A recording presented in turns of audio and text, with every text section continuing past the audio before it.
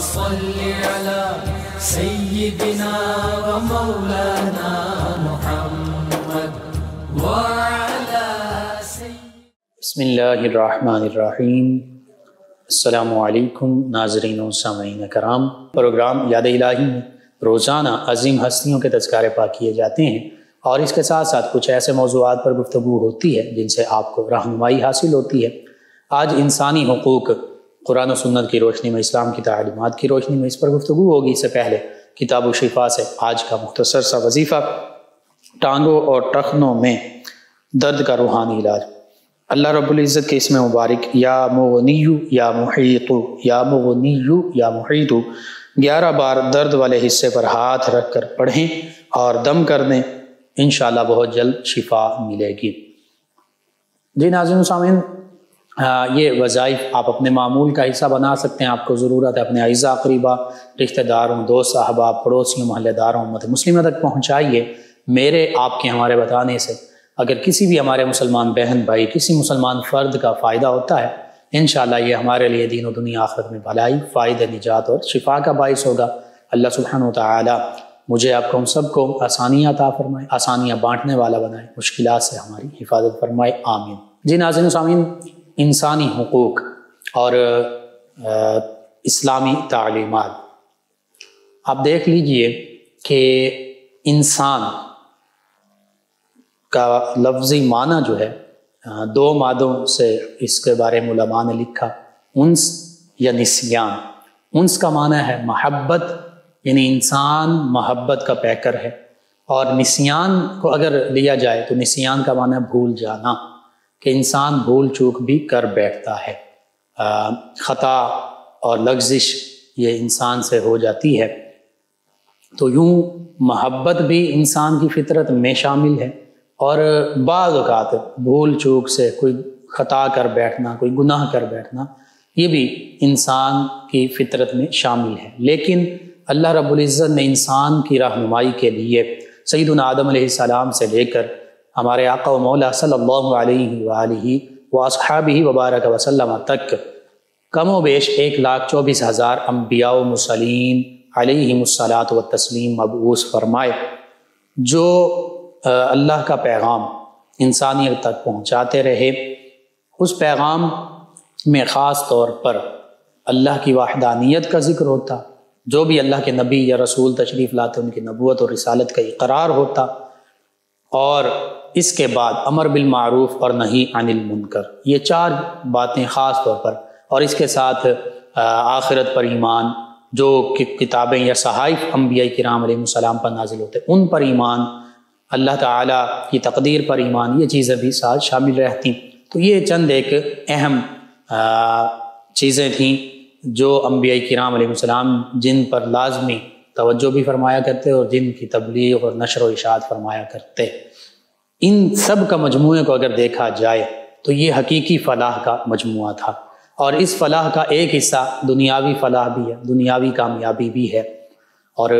ہم دیکھتے ہیں آقا کریم صلی اللہ علیہ وآلہ وسلم جو دعا مانگا کرتے تھے کثرت کے ساتھ، جس کا ذکر قرآن مجید فرقان حمید میں سورہ بقرہ میں بھی ہے، وہ یوں ہے: ربنا آتینا فی الدنیا حسنہ وفی الآخرۃ حسنہ وقنا عذاب النار۔ اس کا ترجمہ کچھ یوں ہے کہ اے ہمارے رب، ربنا آتینا فی الدنیا حسنہ، ہمیں دنیا میں بھی بھلائی عطا فرما، وفی الآخرۃ حسنہ، آخرت میں بھی بھلائی عطا فرما، وقنا عذاب النار، اور ہمیں آگ کے عذاب سے بچا لے۔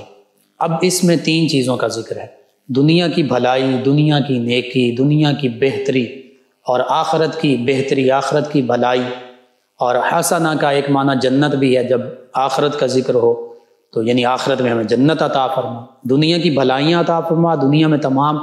نیک کام کرنے کی توفیق عطا فرما، جو بھی دنیا میں خیر تو نے رکھا ہے اس سے ہمیں نواز دے، اور آخرت میں حسنہ یعنی جنت ہمیں عطا فرما دے، اور آگ کے عذاب سے بچا لے، یعنی جہنم جو آگ کا عذاب ہے اس سے ہماری حفاظت فرما، جہنم ہمارا مقدر نہ ٹھہرے۔ تو 3 چیزوں کا ذکر ہے، سب سے پہلے دنیا کا ذکر ہے، اور پھر بعد میں آخرت، اور آخرت میں جنت میں داخلے کا ذکر، جنت کی نعمت کے حصول کا ذکر، اور جہنم سے بچنے کا ذکر ہے۔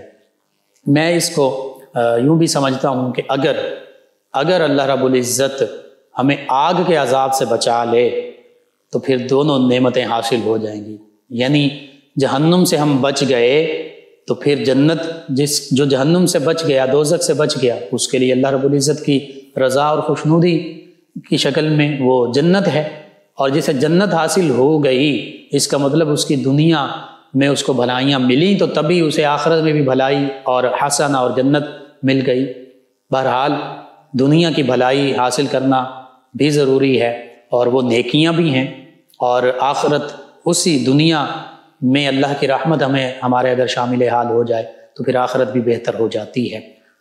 اب دنیا میں جو بھلائی ہے اس کے اس کی اقسام ہو سکتی ہیں۔ اصل بھلائی تو یہی ہے کہ نیکی اور اللہ کے حبیب صلی اللہ علیہ وآلہ وسلم کے احکام پر چلا جائے۔ انہی احکام، انہی اسلام کی تعلیمات جو تمام انبیاء کرام علیہ السلام بھی تبلیغ فرماتے گئے، اور بالخصوص ہمارے آقا و مولا صلی اللہ علیہ وآلہ وسلم کے جن پر اسلام کی تکمیل ہوئی۔ تمام انبیاء کرام علیہ السلام اسلام ہی کا پیغام دیتے تھے، لیکن اس اسلام کی تکمیل الیوم اکملت لکم دینکم واتممت علیکم نعمتی ورضیت لکم الاسلام دینا۔ اللہ فرماتا جب آخری وحی نازل ہوئی اور اللہ نے فرمایا آج کے دن اے پیارے حبیب صلی اللہ علیہ وآلہ وسلم، اے مسلمانوں، ہم نے تمہارے لیے تمہارے دین کو مکمل فرما دیا اور اپنی نعمت تم پر تمام فرما دی، اور تمہارے لیے اسلام کو دین بطور دین اس کو منتخب فرما دیا اور پسند فرما دیا۔ تو یوں اسلام ہی دین کامل ہے۔ اب اسلام میں انسانی حقوق کا تصور کیا ہے؟ سورہ بقرہ پڑھ لیں، سورہ نساء پڑھ لیں، دیگر صورتوں میں اللہ رب العزت نے انسان کی عزت، تکریم، انسان کے حقوق کا ذکر فرمایا ہے۔ تمام قرآن مجید فرقان حمید میں اللہ کے پیارے حبیب صلی اللہ علیہ وآلہ وسلم کے فرامین مبارکہ ہمارے اس جانب رہنمائی کرتے ہیں۔ اب دیکھیے انسانی حقوق میں سب سے پہلے بحیثیت انسان، مسلمان کی بھی بات بعد میں ہم کر لیتے ہیں۔ بحیثیت انسان، تمام انسان چاہے وہ کسی بھی مذہب سے تعلق رکھتے ہیں، کسی بھی خطے سے تعلق رکھتے ہیں، کسی بھی رنگ، کسی بھی ذات، کسی بھی نسل سے تعلق رکھتے ہیں،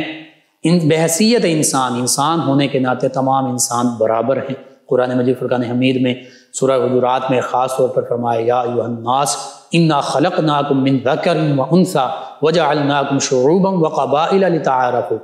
بحیثیت انسان اللہ فرما رہا ہے اے تمام بنی نوع انسان، اے تمام لوگوں، تم سب کو اللہ رب العزت نے ایک مرد اور ایک عورت سے پیدا فرمایا، یعنی سیدنا آدم علیہ السلام اور سیدہ اماں حوا سلام اللہ علیہا۔ ان دو ہستیوں سے انسانیت کی تخلیق کا اور انسانیت کی نسل نو کے ارتقاء کا آغاز ہوا، اور پھر فرمایا ہاں اس نے پھر تم میں شعوب اور قبائل، بڑے بڑے خاندان، بڑے بڑے قبیلے وہ بنائے، لیکن فرمایا لتعارفوا، یہ تمہارے تعارف کے لیے ہیں، تمہاری پہچان کے لیے ہیں، یہ عزت کا معیار نہیں ہے، ان پر فخر یا تکبر ان پر نہیں کرنا۔ ہاں اللہ رب العزت نے ان گھرانوں میں سے چند گھرانوں کو اور کئی ہستیوں کو عظمت اور رفعت اور شان سے نوازا، جیسے انبیاء کرام علیہ السلام، اور پھر جو ان کے ماننے والے تھے انہیں، اسی طرح آقا مولا صلی اللہ علیہ وآلہ وسلم کو سب سے زیادہ عظمت، رفعت اور شان عطا فرمائی، اور اس کا ذکر بھی اسی آیت مبارکہ میں بھی ہمیں مل جاتا ہے۔ ان اکرمکم، آگے فرمایا اس کے بعد ان اکرمکم عند اللہ اتقاکم، ہاں تم میں سے سب سے زیادہ عزت اور تکریم والا، عظمت، رفعت اور شان والا وہ ہے جو تم میں سب سے زیادہ متقی ہے، اللہ کا تقوی اختیار کرنے والا ہے، اللہ سے ڈرنے والا ہے، اللہ رب العزت کے احکام کی تعمیل کرنے والا ہے۔ تو پھر خود غور کر لیجئے، اس کائنات میں اللہ کی تمام مخلوقات میں سب سے زیادہ اللہ رب العزت کا تقوی اختیار کرنے والی ہستی وہ کون ہیں؟ وہ میرے آپ کے ہم سب کے آقا و مولا صلی اللہ علیہ وآلہ وسلم ہیں، وہ تمام انبیاء کرام علیہم السلام ہیں، وہ تمام صحابہ کرام علیہم الرضوان ہیں، وہ تمام اہل بیت کرام علیہم الرضوان ہیں، اور پھر یوں ہی تابعین اعظام، تابعین اعظام، علماء کرام، فقہاء کرام، اولیاء کاملین، صالحین، درجہ بدرجہ یہ ہمیں قرآن مجید فرقان حمید میں بھی ذکر ملتا ہے، نبیین، صدیقین، شہداء و صالحین۔ تو یہ مراتب ہیں، ان مراتب کے مطابق اللہ رب العزت کہ یہ متقی بندے ہیں اور اللہ رب العزت نے ان کو انہی کے ان مراتب کے مطابق عظمت، رفعت اور شان عطا فرمائی ہے۔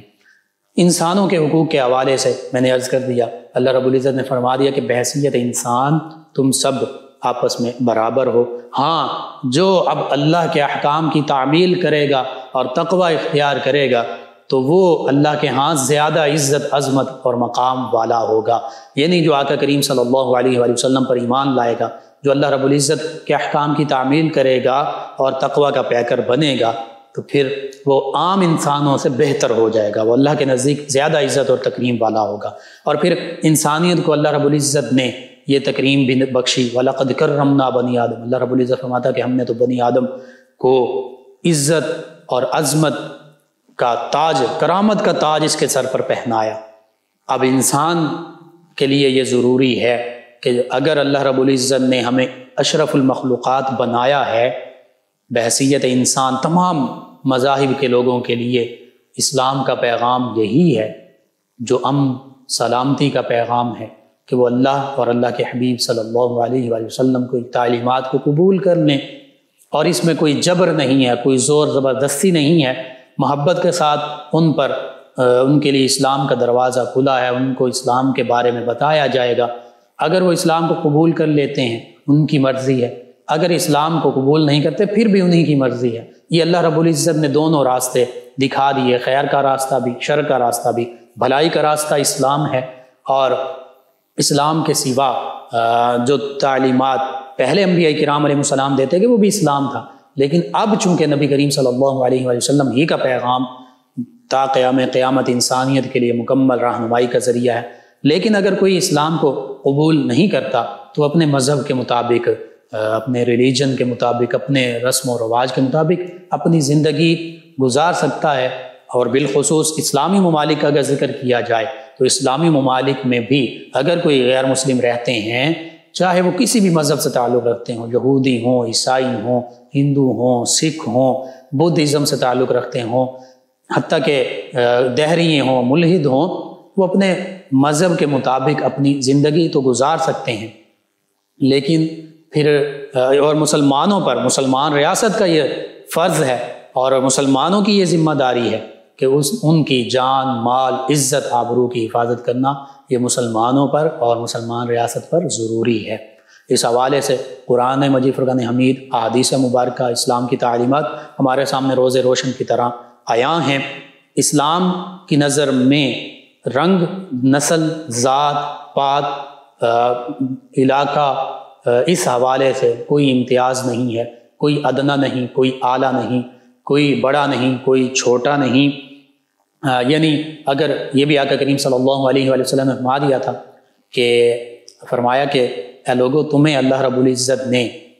ایک مرد اور ایک عورت، اور یہ بھی فرمایا کہ آدم علیہ السلام سے پیدا فرمایا، تم سب آدم علیہ السلام کی اولاد ہو، تم میں سے کسی عربی کو کسی اجمی پر کوئی فوقیت نہیں، کسی اجمی کو کسی عربی پر کوئی فوقیت نہیں، کسی گورے کو کسی کالے پر کوئی فوقیت نہیں، کسی کالے کو کسی گورے پر کوئی فوقیت نہیں۔ اور ہاں، آخر میں یہ فرمایا الا التقوی، وہی جو قرآن نے ذکر فرمایا، ہاں تقوی کی بنیاد پر اگر کوئی فضیلت حاصل ہے تو وہ فضیلت ہے، ورنہ عام طور پر تمہیں کوئی ایک دوسرے پر کوئی فوقیت، کوئی فضیلت حاصل نہیں ہے۔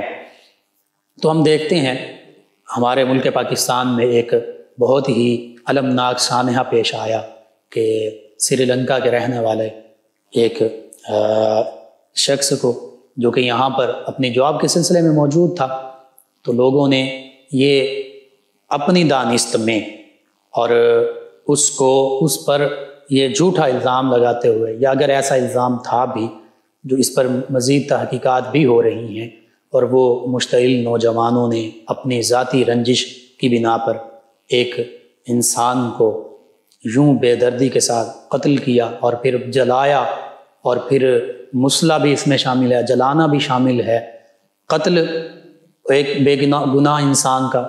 اسلام کی تعلیمات کے مطابق پوری انسانیت کا قتل، یہ بھی کوئی کم جرم نہیں تھا، لیکن اس کے بعد پھر جلا دیا گیا، لاش کی بے حرمتی، انسانی لاش کی بے حرمتی، پھر مسلح یعنی ایسے مارا گیا کہ وہ جسم کے اعضاء جو ہیں، بالخصوص چہرہ جو ہے وہ بگڑ گیا۔ تو یہ اس سے بڑا گناہ، یعنی آقا کریم صلی اللہ علیہ وآلہ وسلم کی حدیث مبارکہ میں ایسے واقعات ملتے ہیں۔ ایک موقع پر آپ نے فرمایا بعض صحابہ کرام علیہ رضوان کو چند لوگوں کے بارے میں جو اسلام کے بہت زیادہ مخالف تھے کہ انہیں جلا دینا، نام لے کر فرمایا، لیکن پھر ساتھ ہی فرمایا نہیں، جلانے کا عذاب جو ہے وہ پیدا کرنے والا کا ہی حق ہے، یعنی اللہ رب العزت ہی جہنم میں یا دنیا میں بھی وہ جس کو جلانا چاہے جلا سکتا ہے، اللہ کے سوا یہ کسی کو حق حاصل نہیں کہ وہ کسی انسان کو جلائے، یہ آقا کریم صلی اللہ علیہ وآلہ وسلم ہے۔ اسی طرح مصلح یعنی چہرہ بگاڑ دینا، حتیٰ کہ دشمن بھی ہو تو نبی کریم صلی اللہ علیہ وآلہ وسلم اور اسلام کی تعلیمات میں اس کو منع کیا گیا۔ آقا کریم صلی اللہ علیہ وآلہ وسلم جب جہاد پر تشریف لے جاتے، غزوہ پر تشریف لے جاتے تو صحابہ کرام علیہ رضوان کو خاص طور پر جہاں یہ فرمایا جاتا کہ عورتوں کو پر ہاتھ نہیں اٹھانا، بچوں پر ہاتھ نہیں اٹھانا، نہتے لوگوں پر ہاتھ نہیں اٹھانا، فصلوں کو تباہ نہیں کرنا، درختوں کو تباہ نہیں کرنا، جانوروں پر ظلم نہیں کرنا، ہاں جو اسلام اور مسلمانوں پر حملہ آور ہوا ہے، اسلحہ لے کر آ گیا ہے، اب اسلام کے دفاع کی خاطر، مسلمانوں کے دفاع کی خاطر اس کے خلاف لڑنا ہے، باقی کسی کو تکلیف نہیں پہنچانی۔ حتیٰ کہ یہ بھی فرما دیا جاتا وہیں پر کہ مصلح نہیں کرنا۔ کفار عرب میں یہ رواج تھا کہ وہ جب جنگ لڑتے اپنے دشمن کو مارنے کے بعد اس کے کان کاٹ دیتے، ناک کاٹ دیتے، چہرہ بگاڑ دیتے، حتیٰ کہ جیسے سیدنا امیر حمزہ رضی اللہ عنہ کا کلیجہ چیرا گیا اور اس طرح، تو یہ مصلح اسے کہتے ہیں، جسمانی اعضاء کو کاٹ دینا، بگاڑ دینا، تو اس سے بھی اسلام نے اور آقا کریم صلی اللہ علیہ وآلہ وسلم نے منع فرمایا۔ لیکن یہ اسلام کی تعلیمات ہرگز نہیں ہیں کہ یوں قتل کر دیا جائے بے گناہ انسان کو اور پھر اس کے بعد اس کو جلایا جائے اور پھر اس کا مصلح کیا جائے، اس کے چہرے کو بگاڑ دیا جائے۔ یہ اسلام کی تعلیمات کے بالکل منافی ہے، اور یہ انسانی حقوق کے بھی، اور انسانی حقوق کا سب سے بڑا علمبردار اسلام ہی ہے، اس میں کوئی دوسری رائے نہیں ہے۔ اگر آج انسانی حقوق کا کہیں ذکر ملتا ہے یا ظاہری طور پر صرف بات کی جاتی ہے تو یہ اسلام ہی سے انسانی حقوق کا تصور تمام کمیونٹیز، معاشروں اور مذاہب نے، حتیٰ کہ UN کے چارٹر میں بھی شامل ہے۔ حقیقت یہ ہے کہ اللہ کے پیارے حبیب صلی اللہ علیہ وآلہ وسلم اور اسلام نے انسانوں کو حقوق عطا فرمائے، ان انسانوں کو حقوق عطا فرمائے کہ جن کو انسان بھی تصور نہیں کیا جاتا تھا، غلاموں کے ساتھ بدتر سلوک کیا جاتا تھا، اسلام نے غلاموں کو حقوق عطا فرمائے، عورتوں کو جانوروں سے بدتر سمجھا جاتا تھا، جانوروں سے بھی بدتر سلوک کیا جاتا تھا، عورتوں کو اسلام نے حقوق عطا فرمائے، تمام کمزور اور پسے ہوئے طبقوں کو، معذوروں کو، مجبوروں کو اسلام نے تمام حقوق عطا فرمائے۔ اسلام سے بڑھ کر کوئی حقوق نہیں دینے والا۔ لیکن یہ بھی ہمارا المیہ ہے کہ اسلام کی تعلیمات تو اتنی اعلیٰ ہیں، لیکن بعض اوقات ہم، اور یہ بھی اسلام سے دوری کی وجہ سے، اسلام کی ہمیں خبر ہی نہیں ہوتی، اسلام کی دوری کی وجہ سے ہم انسانی حقوق کو پامال کر رہے ہوتے ہیں، حقوق اللہ سے دور ہو جاتے ہیں، حقوق العباد ہم ان کو پامال کر رہے ہوتے ہیں۔ اللہ رب العزت سے دعا ہے اللہ تعالی ہمیں جو اسلام کی حقیقی اور سچی تعلیمات ہیں ان پر عمل پیرا ہونے کی توفیق عطا فرمائے، اور اسلام کی تعلیمات سیکھنے کی اور اسلام کی حقیقی تعلیمات پر عمل پیرا ہونے کے ساتھ ساتھ قرب اللہ کے پیارے حبیب صلی اللہ علیہ وآلہ وسلم کا عطا فرمائے، آمین۔ اللہم صل علی سیدنا و مولانا محمد وعلی سیدنا۔ آپ سماعت فرما رہی ہیں پروگرام یاد الہی۔ ناظرین و سامعین، اس دوران ہمیں جوائن کیا 208 چیک ڈوگرہ والے سے، ہمارے ریگولر لسنرز میں شامل ہیں محمد علی عباس صاحب، افتخار ڈوگر صاحب، ان کے بیٹے ہیں غلام رسول، محمد احمد اور غلام حسین، کہتے ہیں السلام علیکم۔ جی وعلیکم السلام۔ ان کے علاوہ ہمارے ساتھ ہیں اسد عبداللہ قادری چشتی صاحب، یہ کہتے ہیں السلام علیکم لقمان بھائی۔ جی وعلیکم السلام۔ کہتے ہیں سوال یہ ہے کہ کیا ایسا کہنا صحیح ہے کہ اللہ تمہیں تا قیامت لمبی عمر دے؟ ہمیں شرعی طور پر بتائیں کہ امت مسلمہ کی رہنمائی کیجیے، جزاک اللہ۔ جی میں عرض کرتا ہوں، اس سے مراد اصل میں یہ ایک دعائیہ کلمہ ہے، اس سے مراد یہ ہوتا ہے کہ اللہ تعالیٰ تمہیں زیادہ لمبی زندگی، خیر و عافیت والی عطا فرمائے۔ بہرحال لفظی معنی اس سے مراد نہیں لیا جاتا، لمبی زندگی مراد لیا جاتا ہے۔ تا قیامت نہیں کہنا چاہیے، نہ کہیں، اور حقیقت میں ایسا ہو بھی نہیں سکتا کہ کوئی قیامت تک جیتا رہے۔ ہاں یہ کہہ دیں کہ اللہ تعالیٰ آپ کو خیر و عافیت والی لمبی زندگی عطا فرمائے۔ تو یہ زیادہ بہتر ہے۔ ناظرین سامعین، ان کے علاوہ ہمیں جوائن کیا ہمارے ایک لسنر ہیں فیضان صاحب، فیصل آباد سے محمد فیضان، کہتے ہیں السلام علیکم۔ جی وعلیکم السلام۔ کہتے ہیں how are you? I am fine, الحمد للہ ٹھیک ہوں۔ کہتے ہیں سر آپ کا پروگرام بہت اچھا ہے، اور انہوں نے اپنا ایک مسئلہ بیان کیا کہ ان کے والدین جو ہیں وہ ان کی شادی کرنا چاہتے ہیں اپنی مرضی سے۔ یہ کہتے ہیں کہ میں وہاں شادی نہیں کرنا چاہتا، میں اپنی پسند کی شادی کرنا چاہتا ہوں، اپنی مرضی سے کرنا چاہتا ہوں۔ تو والدین کہتے ہیں کہ ہم نے تمہیں پالا پوسا ہے، جوان کیا ہے، تو ہماری مرضی کے مطابق شادی کرو۔ جی یہ آج کا بہت سینسیٹیو، بہت اہم حساس مسئلہ ہے۔ اس حوالے سے دونوں والدین ہوں یا اولاد ہوں، دونوں کے لیے اسلام کی تعلیمات یہ ہیں کہ اعتدال اور میانہ روی اختیار کی جائے۔ بعض اوقات والدین ایک انتہا پر ہوتے ہیں اور اولاد دوسری انتہا پر ہوتی ہیں، تو یہ دونوں چیزیں غلط ہیں۔ نہ صرف والدین بھی زبردستی نہیں کر سکتے اور بچے بھی صرف اپنی مرضی نہیں کر سکتے، یہ دونوں چیزیں ذہن میں رکھیے۔ والدین کو چاہیے کہ وہ اپنے بچوں کو اور والدین کو چاہیے بچوں کی رضا بھی پوچھیں کہ ان کی رضا کیا ہے، لیکن اولاد کو بھی یہ چاہیے کہ والدین کیا چاہتے ہیں۔ اگر اولاد کی کوئی اپنی پسند ہے، بالکل وہ والدین کو قائل کریں۔ آپ چاہتے ہیں کہ فلاں جگہ میں شادی کرنا چاہتا ہوں، تو آپ والدین کو اچھے انداز کے ساتھ، محبت کے ساتھ قائل کر لیجئے، تو بالکل ٹھیک ہے۔ لیکن والدین بھی اپنی جگہ حق بجانب ہوتے ہیں، ان کے اپنے تجربات ہوتے ہیں، ان کی اپنی زندگی جو گزری ہوتی ہے، ان مراحل میں بہت کچھ انہوں نے سیکھا ہوتا ہے۔ تو یہ باہمی افہام و تفہیم کے ساتھ اور والدین کی بات ماننا یہ اولاد کے لیے ضروری ہے، اور والدین کے لیے یہ ضروری ہے کہ وہ اولاد کی مرضی کو بھی ساتھ شامل رکھیں۔ بہرحال مختصراً میں یہی عرض کر سکتا ہوں، انشاءاللہ اس پہ کبھی پھر تفصیل سے بات ہوگی۔ نادیہ صاحبہ ہیں، کہتی ہیں السلام علیکم بھائی، کیسے ہیں آپ؟ وعلیکم السلام، الحمدللہ۔ کہتی ہیں پروگرام اچھا ہے، اور اس پروگرام ایسا پروگرام ہے کہ ہمارے نفس کو جھنجھوڑنے کے لیے کافی ہے۔ اللہ پاک ہمیں اسلام کی تعلیمات پہ چلنے کی توفیق عطا فرمائے، آمین۔ جی بالکل آمین۔ آپ تمام ویورز، تمام لسنرز کا شکریہ، آپ ہمیں جوائن کرتے ہیں، اپنے فیڈ بیک سے آگاہ کرتے ہیں۔ پروگرام یاد الہی کا وقت ختم ہوا جاتا ہے، انشاءاللہ کل صبح دوبارہ آپ سے ملاقات ہوگی پروگرام یاد الہی میں۔ اپنے میزبان محمد لقمان رضا اور ہماری ٹیم کو اجازت دیجیے، اللہ نگہبان۔ اللہم صل علی سیدنا و مولانا